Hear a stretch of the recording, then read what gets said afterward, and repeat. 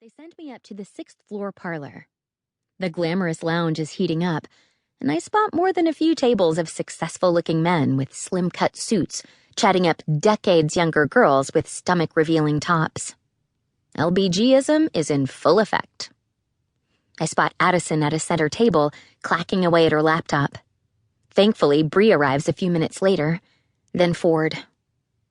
When I tell them what happened and why I am not on my way to Paris, I expect them to be horrified. Instead, they're angry for me. "Good for you," says Addison, sweeping her balayaged blonde locks into a ponytail.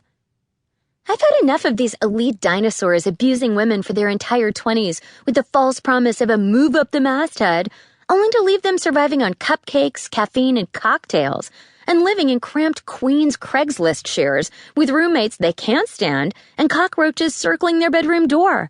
It's torture, plain and simple. They've traumatized you. I say screw 'em." "Addison's right, Lizzie," says Bree, putting a hand on my arm. "You haven't been yourself for a while. When you started out, you had a glow, but lately you've lost your sparkle. You had to do something." Bree should know.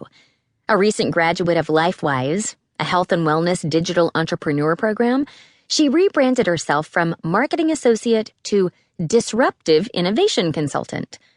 She's now making 6 figures for regular project work on global health nonprofits, thanks to her sleek PowerPoints that feature emerging social media logos and have titles like, "What is Change?" But her trendy chocolate half bun and hot red lipstick don't fool me.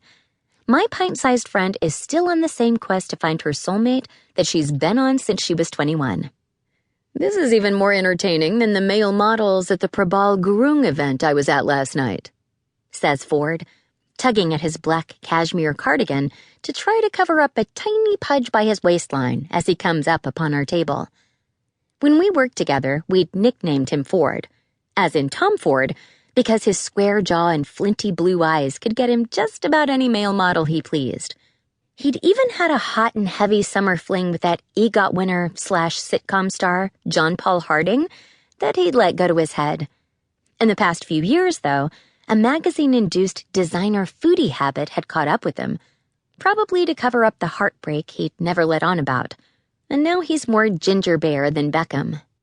While Addison grills me on the details, Bree nods reassuringly as Ford can't stop himself from laughing, and I keep my fingers crossed no one from Paddy Cakes shows up.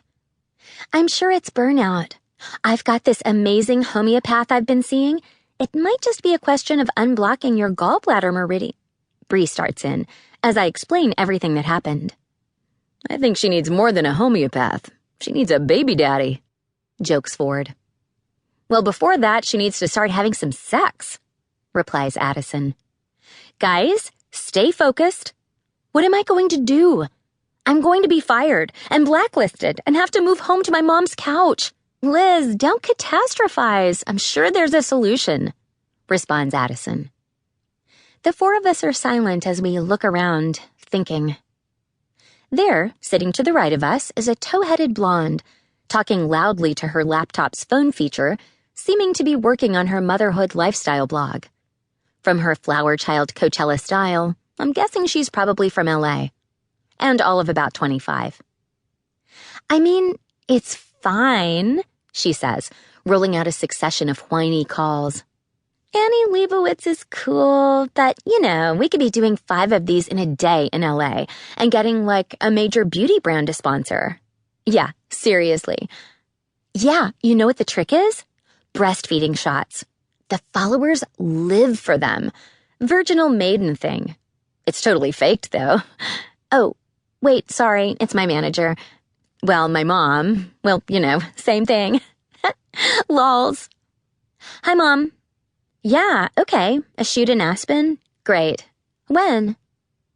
Her face changes in a blink. They aren't flying out my nanny? Then I don't wanna. That means we have to get up at the crack of dawn, 9 a.m. Addison looks lit up. Wait a second. I think Miss Coachella could be onto something. Why don't we fake it? We're always doing that at shoots. Maybe it could work.